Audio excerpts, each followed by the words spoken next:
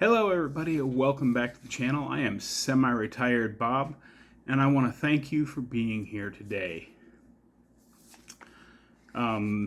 This is my 90 days on carnivore video, and I just wanted to share some thoughts with you of things I've encountered over the last 90 days, things that went well, things that didn't. But first I need to say that this is not medical advice.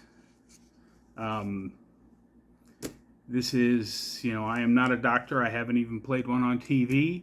If you want actual medical advice from medical professionals, talk to your doctor or any of the doctors I'm going to list down in the description.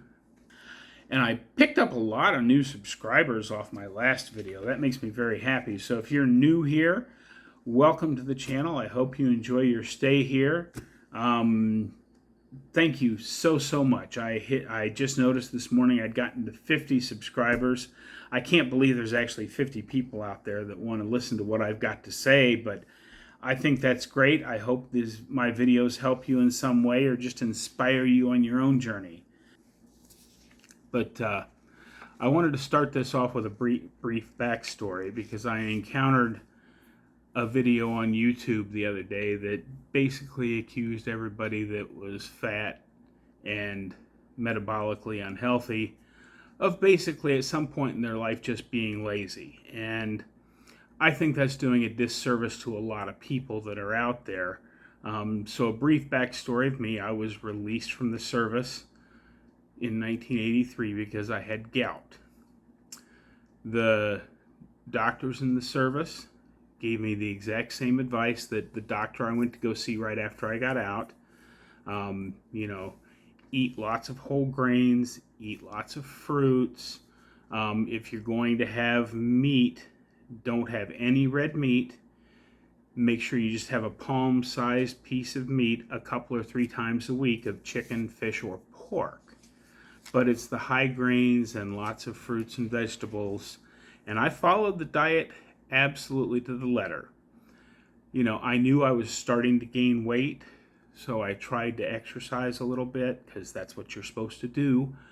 But every time I started to get going on an exercise program, I would have a gout flare up, and the obvious places where most people get it in the foot, but I would have gout flare ups in my hips or my knees or even my back, and that would set me back another week or two while that cleared up, and then I'd try again, and that was a never-ending cycle that slowly led to 25 years later being diagnosed with type 2 diabetes.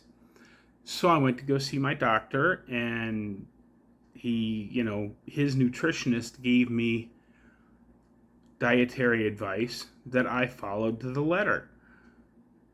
Lots of whole grains, more whole fruits, cut out the junk food if you can. And that led to about 10 years later having a triple bypass surgery. So that's where I'm coming from. But this is the point where I have to tell you how I found this. It was just this year. It was back in late March, early April. I ran across a channel on YouTube. I have no idea how it ended up on my feed because I mostly watch, camping channels and photography channels and things like that.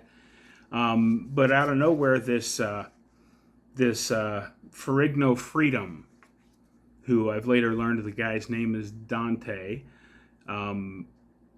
and he had a video that popped up on my channel called, the video title was 120 Days on Lion Diet.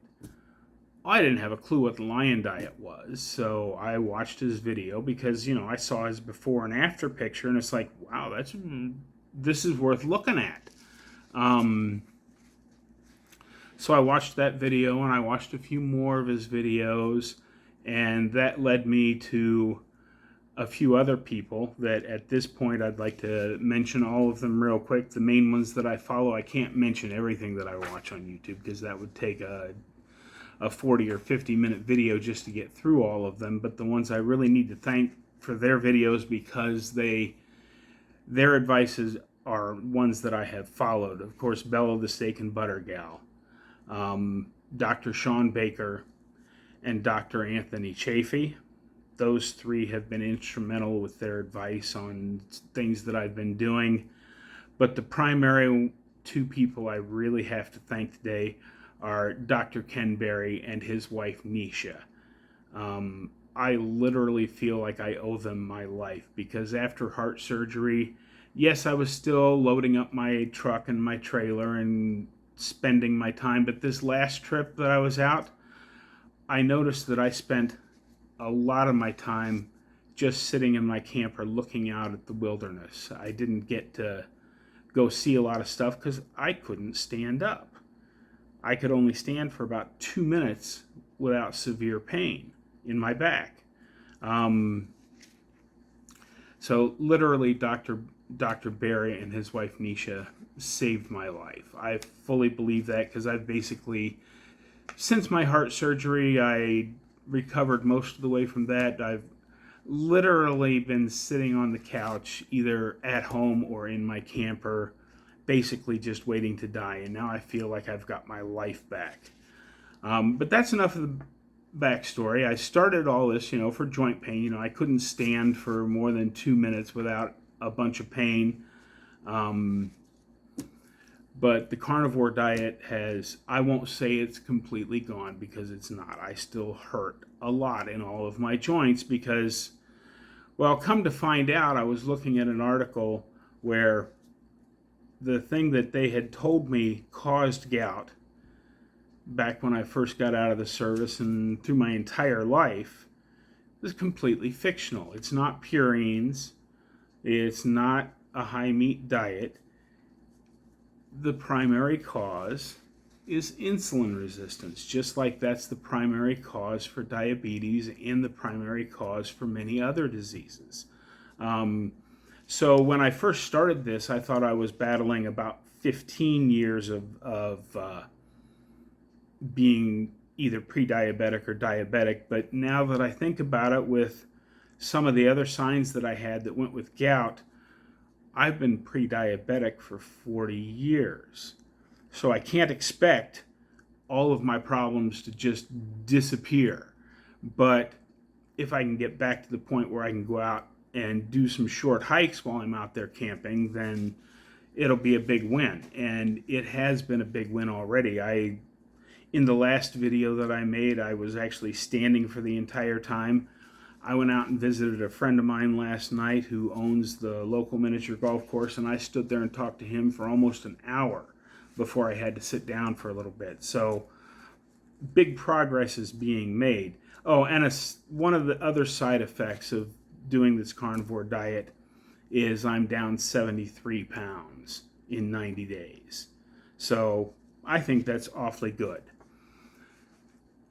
The next big question that you get into on carnivore is, what do you eat? You hear all these people talking about, grass-fed beef is the way to go. Well, I'm a retired guy on a fixed income. I can't afford grass-fed beef unless I only want to eat 2 or 3 days a month. And that's not going to work out. So I eat primarily ground beef.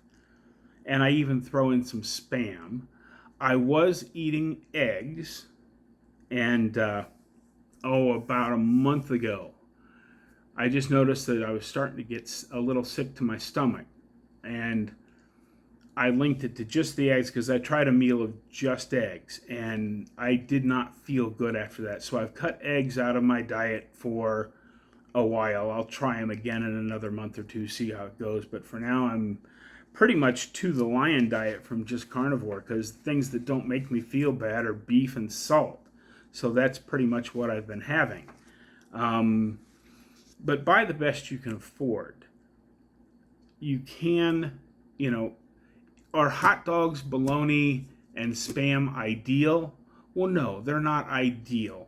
But those things, as long as you look at the labels and buy the ones that don't have a bunch of sugar added to them, those things are so much better than, your corn flakes or your, all of the stuff that you've been eating. Bologna sandwiches, the bread, not good. So any of the things that are cheap meats, processed meats. While they're not ideal, they're far better than a bag of Cheetos. So go ahead and do what you can. And maybe as things, progress for you, they'll be able to, something will happen and you'll be able to clean it up even a little bit more. Like I said, I eat a lot of ground beef, and there's a local grocery store out here in Nebraska and Iowa, and I'm not sure where else they are, but I know they're based out of Iowa, called Fairway. And they have a really good butcher department in all of their stores. And I went back and asked them, because they make their own, it's called Fairway's own ground beef. And that's normally about an 85-15 mix. But I asked the guy, I said, could you, I know you guys trim a bunch of beef back there. If I put an order in ahead of time, could you make me some 70-30 ground beef? And the guy said, yeah, sure, give me about a half hour. I'll whip some up for you. How much do you want? I said, well, if I can get 10 or 15 pounds, that'd be great. And I went back, and he actually had 20 pounds of it made up, asked me if I wanted all 20 pounds. I said, yeah, sure, I'll go ahead and take all 20 pounds of it. And he charged me $2.50 a pound.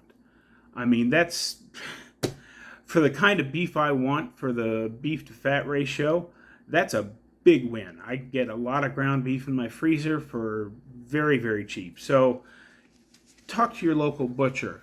I'm sure he can make you up something that is much cleaner than processed meats. But again, if all you can afford is processed meat, I mean, potted meat, Spam, any of that stuff will work, because it's better than a bag of Cheetos. Okay. Fasting. I see a lot of people talking about fasting out there, and my personal opinion on this is don't force any of the fasting.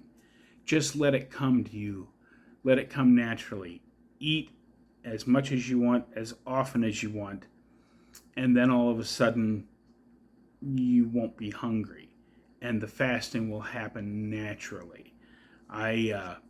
Just a few days ago, I was on my way to bed and just thought, as I was drifting off to sleep, I didn't eat today. I must not have been hungry.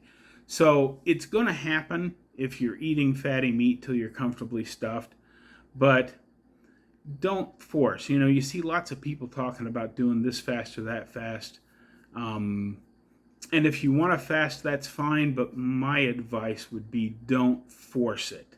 Just let it come to you. Just like everything else in this diet, 99% of it is going to happen naturally.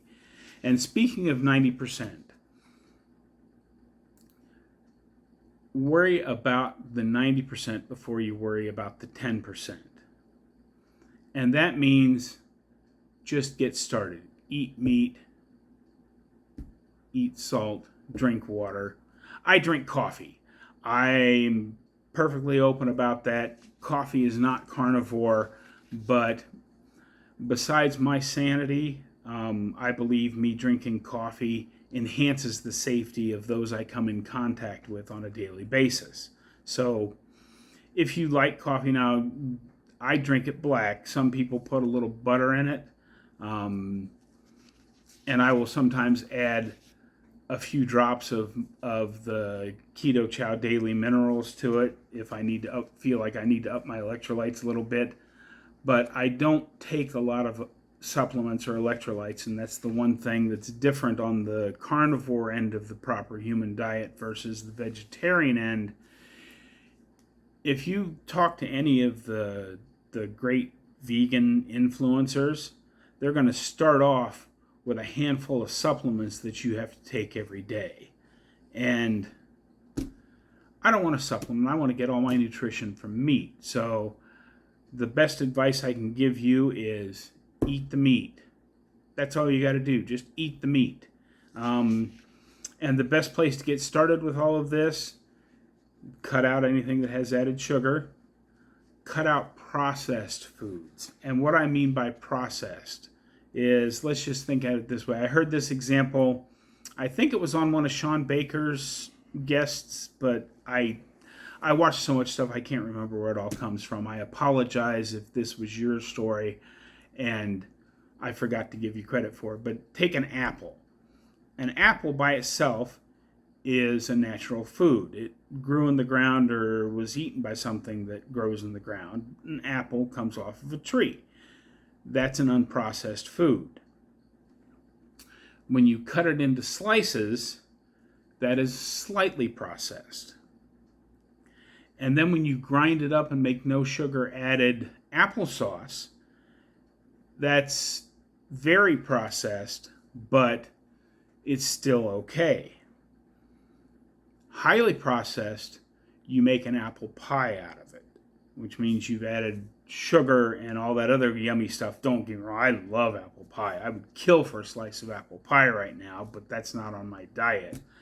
That's not something I'm probably ever going to get to eat again. But an apple pie is an example of highly processed foods. So cut out the added sugar, cut out all the processed foods, and the other big one, seed oils, canola oil, cottonseed oil, all of the corn oil, all the seed oils. Cut those out. There's not natural, and they do very nasty things to your body over the long term. So cut those out. And that's a really good place to start. So cut those out, eat your meat, and it's really that simple. That takes care of 90% of it. Now when you get to within, 10 to 20 pounds of your ideal weight, then you can start worrying about all of the other little stuff. How much fat am I eating versus how much protein am I eating? Am I missing any nutrients? Now, if you start to feel bad before that, then you may want to do a little investigating and find out if you're missing something. But